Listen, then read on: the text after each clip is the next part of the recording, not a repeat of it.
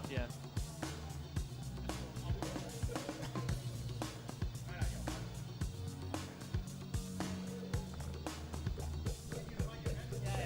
Alright, can you hear me on the...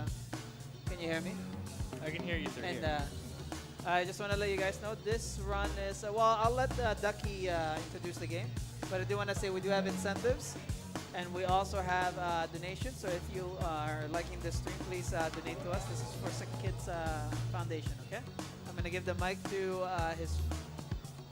Mike. Yeah. And we're going to begin, okay?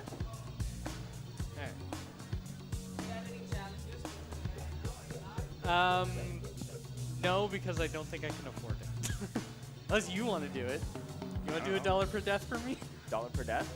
I'm looking at about 20 deaths, just so you know. That's reasonable. You could probably put it to 30. Yeah. All right.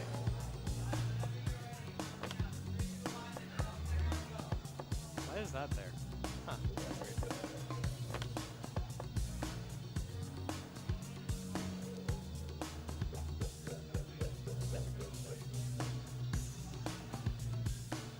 I was going to say, man, you want to just scoot over? No, okay. Oop. All right. Yeah. All right. So you're 3, 2, 1, go. All right, so 3, 2, 1, go. Oh man. Woo. Immediately long loading screen. All right. Hey everyone, I'm Mr. MKL, And I'm Ducky, and this is Freedom Fall, or as I like to call it, Global Cycles the game. Because every stage is based on global cycles. So there is little to no RNG in this game. So it is theoretically possible to have a perfect run in this game. I am not going to have a perfect run. What are the odds of that happening? Sorry? Yeah, what are the odds of that happening? Not very good. So basically, it's your typical platformer. There's the little nuts and bolts that I'm collecting, which is my currency. I'm going to be buying 1 item in this run, which will help later on. But it's a fairly typical. Oops, well, there's 1 death already. It's a fairly typical platformer. So you'll see every now and then there'll be diverging paths of you can either go the easy way or the hard way. Generally, the easy way is faster and also easier. So most of the time we'll be taking the easy way. Sometimes we'll take the hard way because it gives me more stuff. Also, I was hoping I hit the cycle there, but I didn't. Is this how it's going to be? You're just going to cost me? Oh, yeah. So the goal of every level is to get to the end of the level with the least amount of deaths possible. Every level introduces a new mechanic. So in the first level, it was the basic spikes and whatnot. In this level, they introduced the fans, which blow you around and can chop you up nice and good. Oh yeah, anything that's gold can kill you, including the fans. So you don't want to be touching anything gold. But yeah, so the fans generally help you. Sometimes they're there to hurt you, like they'll throw you into spikes. Yeah.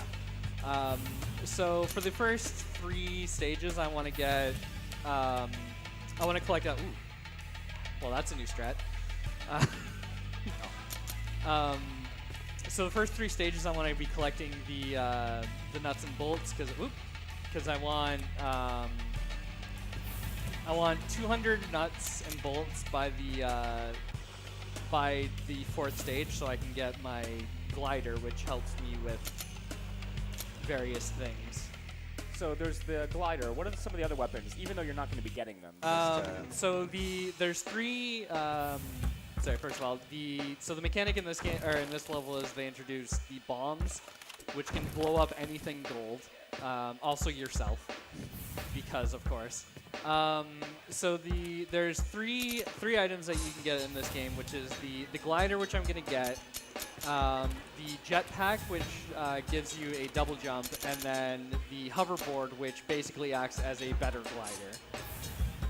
And so basically, it's just not worth routing extra currency to be able to use those items. Yeah, and also it would be adding extra like not necessarily menuing, but like buttoning, I guess. All right. So yeah, so the mechanic there's actually two mechanics in this one, which is the bombs, which are used throughout the run, and then also these little snap traps, which you jump on them to activate them, and then you avoid the snap.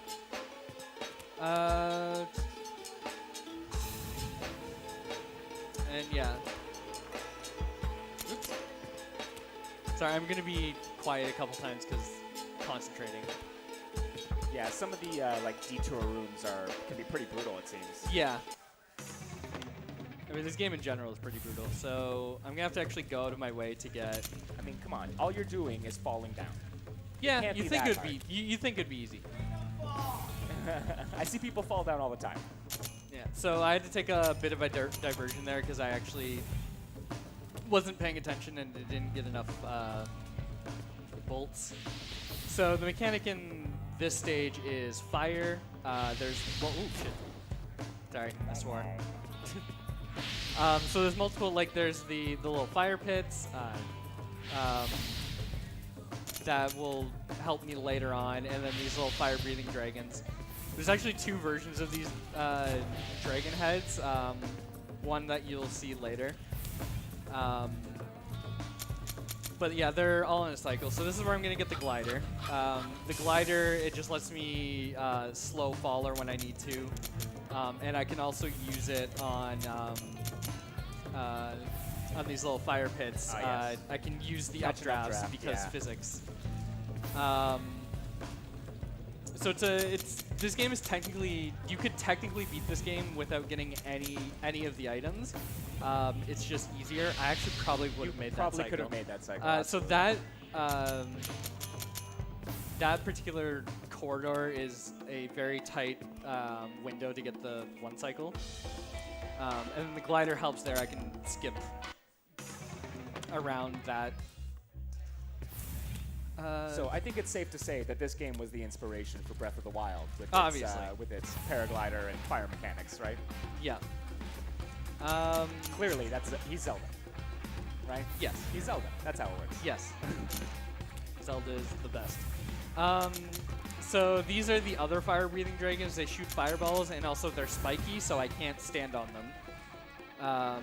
Unlike the other ones, which have a flat head that I can stand on. So in terms of movement, there's really not much in the way of like tech. There's walking, falling, and I was gonna say, don't fall into the fireball now. yeah. Here I just like ride the fireball because it's the fastest way to get through. So yeah, there's walking, jumping. I messed that up. Walking, jumping, falling, and gliding, and you can also slide along the wall. The fastest way to move in this game is to fall. Makes sense. So ideally, I want to be falling as much as I can, but you know sometimes it's just not feasible. And so yeah, so a lot of the like little time saves in this game is just you know not using the glider, not wall sliding. Just you want to be falling. Yeah, so it'll just be like precise movement, you know, through the various obstacles, and then yeah, just matching the right cycles. Yes, because if you mess up one part of the level, then the entire rest of the level is thrown off.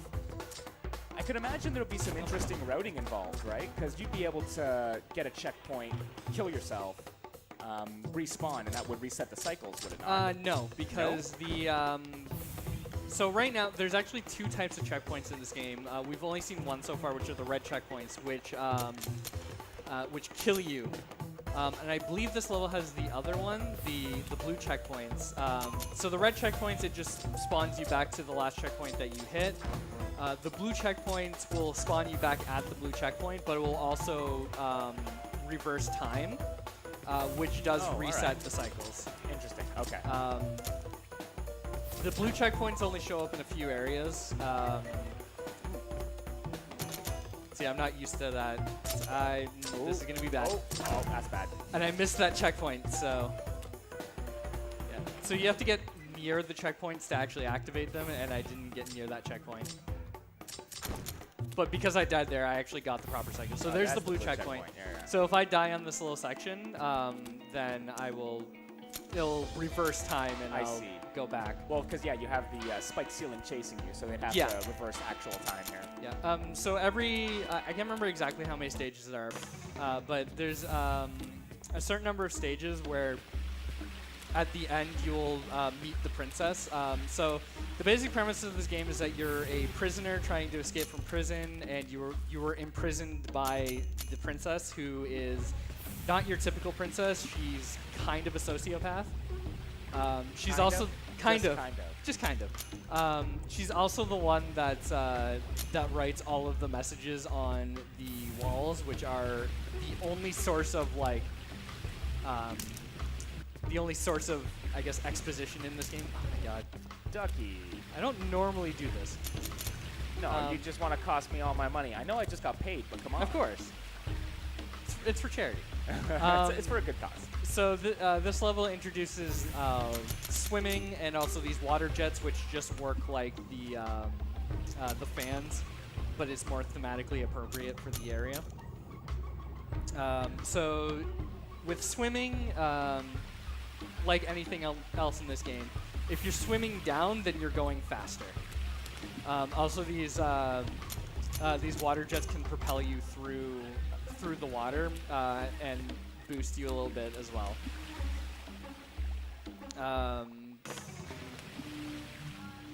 And then so here it's just more swimming and more water jets. I've actually recently rerouted this stage, so this should be interesting. I also went the wrong way. You didn't do it enough. You didn't reroute enough of it, Ducky. No. Nervous, okay? So a lot of this area is just it's a lot of long swimming sections, so you have to take the best route through so that you don't drown, because you have an oxygen meter at the top, and if that runs out, you die. So this is part of the area that I rerouted. I used to go through the right, but now I go through the left, except I went the wrong way. Because normally I would go up and around there, but it's actually faster to go through this way.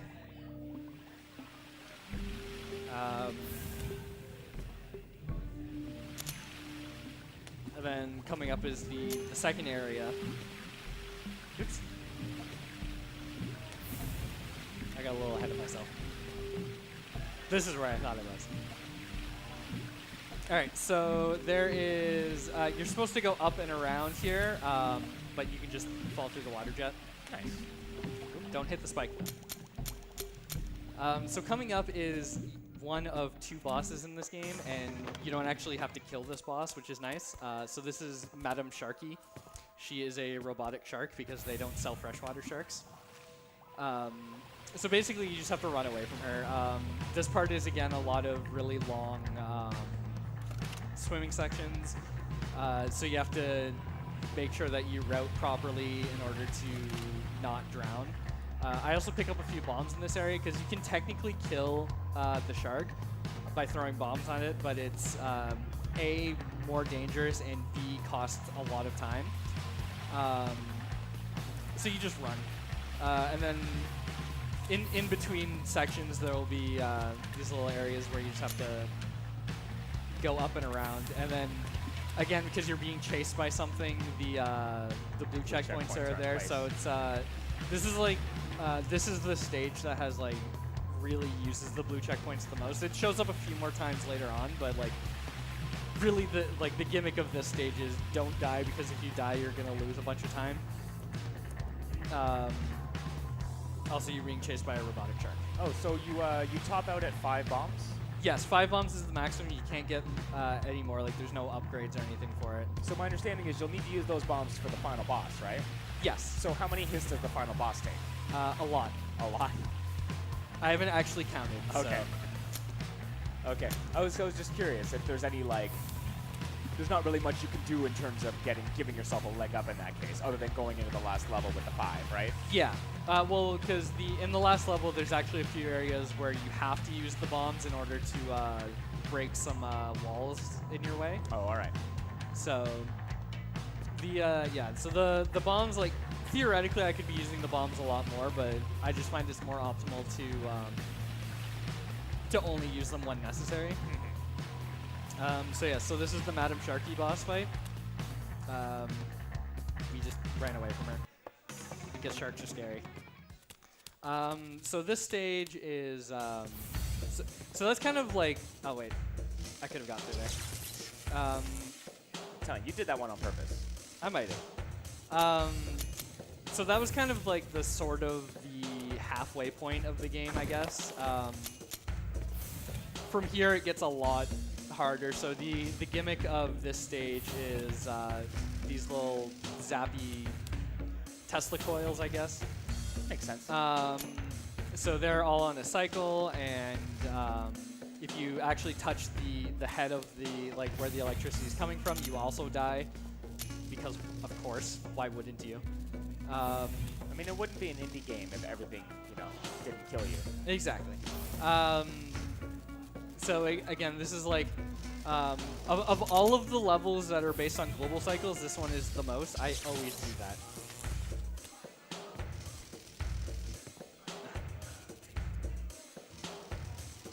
I messed up my jump there, so in order to save Mike some money, I waited. I was in the wrong area.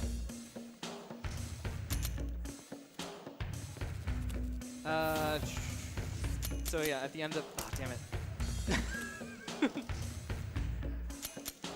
So at the end of this stage, we have another one of these chase scenes.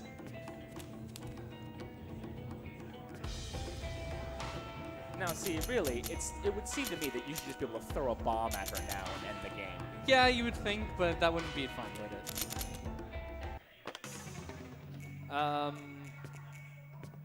So this one, so this level is electricity, but also water. And if electricity touches water, it does exactly what you think it will. So you don't want to be in the water when the electricity is coursing through it. Well, I mean, it would just shower you with confetti. That's what electricity and water does, right? Obviously. You die if you're in the water while there's electricity going through it.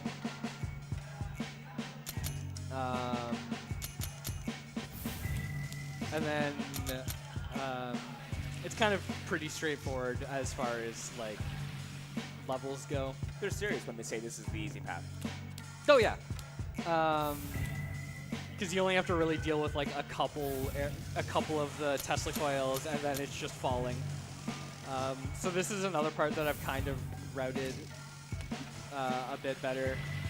It's a lot more dangerous though. It requires liberal use of the glider, but it also means that I'm not stopping as much. Because normally I would just wait that part out, and that part. But now I don't have to. Well played. And also, it's the first time we got through there without dying, so you're welcome.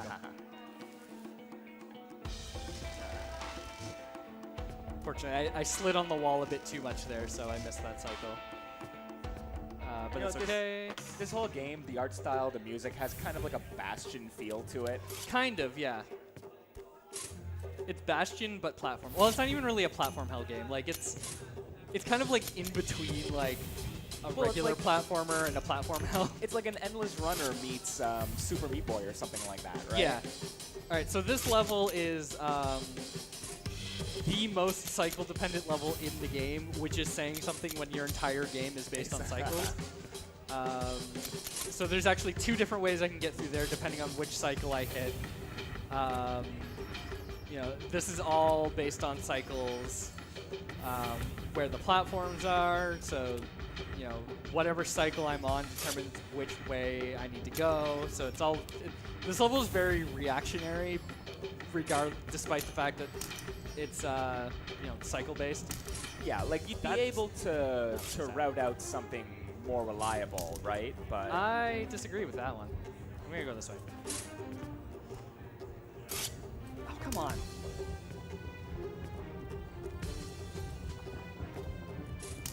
Really?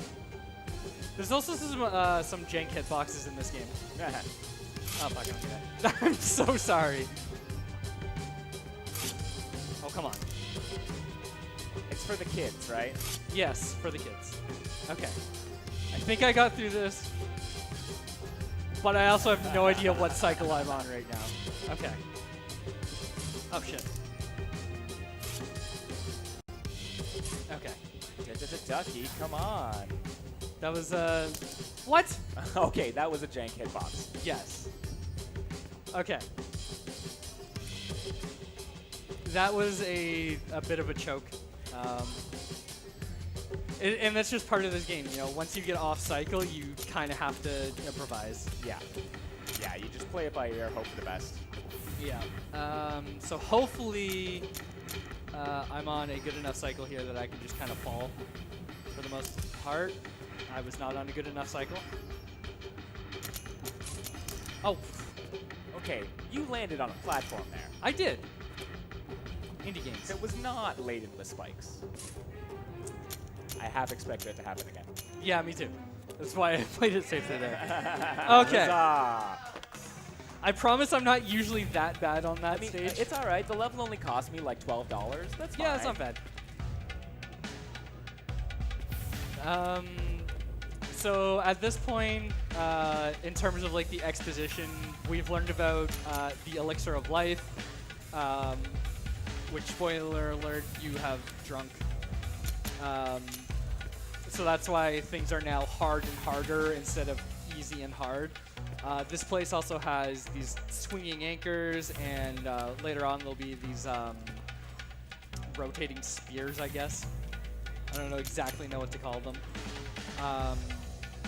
But again, they're on they're like rotating glaives, spears, something. They're rotating and they're annoying is the point. So coming up is probably the hardest jump in the game, which is right there. It's a lot harder than it looks. Well, and that's the thing with those kinds of jumps. They always look way easier than what they are. Yeah. Oh. I wasn't on the right cycle. There we go.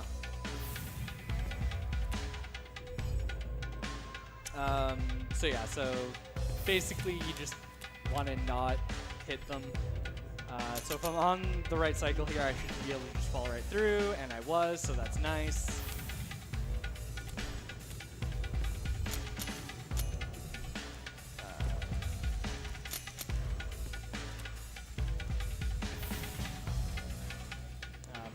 More swinging axes, or anchors.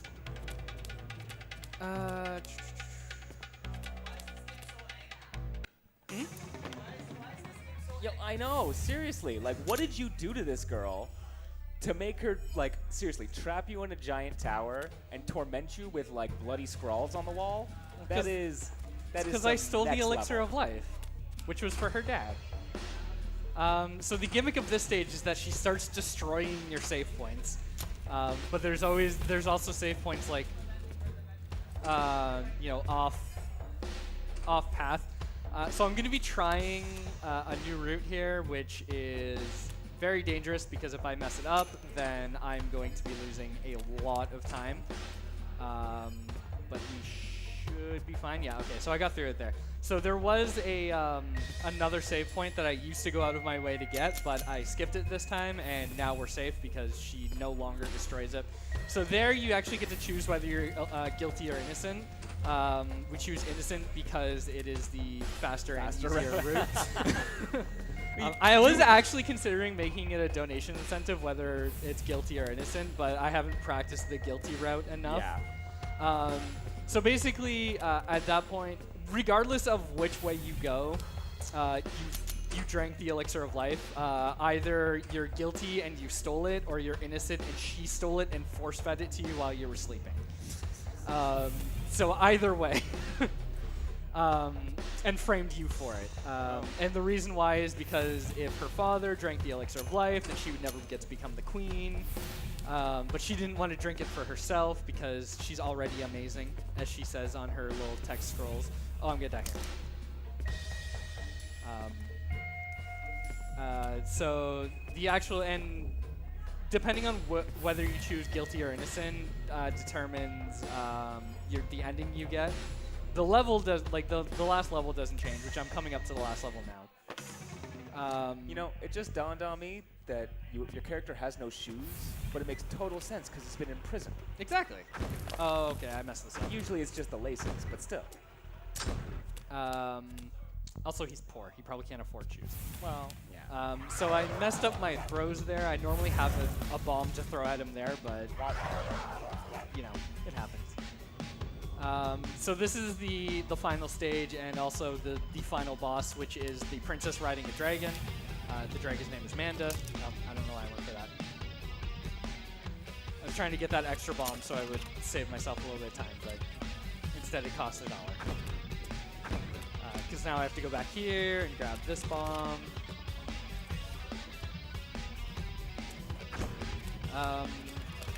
So yeah, so this part is, you know, you're just trying to get to the bottom without dying. And then you fight the princess and the dragon at the bottom. Which is like pretty easy if you know how to manipulate it.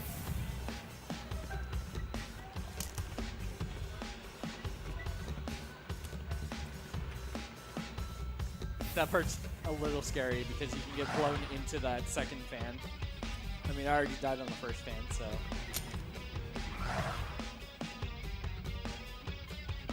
So here you just have to avoid her as she's trying to kill you. And then there's like little breaks in between every area where you have to avoid certain obstacles. Some bonus platforming. Yeah, and then back Or to being fall forming. chased. Fall forming, yeah. And then you get chased a bit more.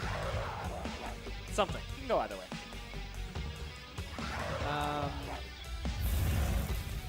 So actually, there is actually one other thing that you can buy in this game, which I'm going to be doing here once I get to the area, which is you can buy bombs. Oh, They cost they cost 100 each. So I have no use for. Oh god. Ooh, that was scary. I have no use for that money anymore, so it speeds up this fight a little bit to have the extra bombs going in. Yeah. So you just stand in this area. She'll always spawn in this corner, and then you throw a bomb at her, and then she runs away. You can also preempt the bomb so that it'll hit her as she's coming in, which is useful for here because you need to go up here and get this bomb. Except I messed up my jump, so I'm just gonna actually hold on. She didn't stop. There we go.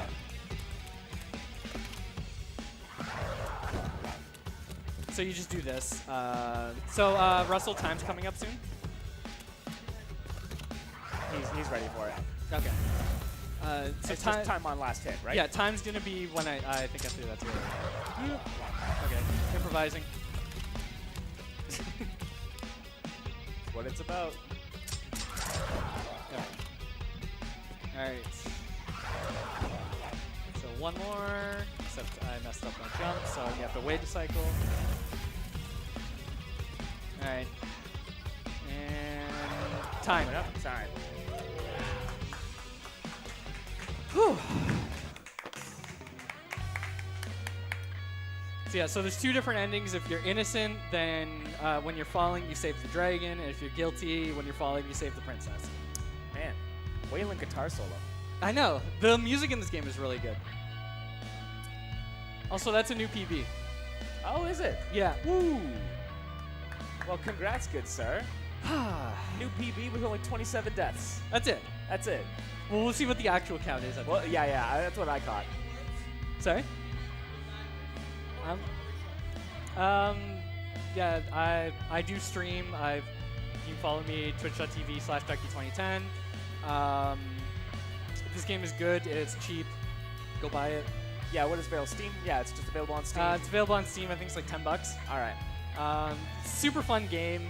And yeah, I hope you enjoyed. It seems pretty easy to get into, so Yeah. it's a good opportunity to, test out some platforming skills. It's a lot Learn harder RNG than patterns. I mean, I probably didn't make it look that easy, but it's still harder than that. Like Yeah. the first time I went through this game, I think I had like 150 deaths. Yeah. So the fact that I only died 26 times.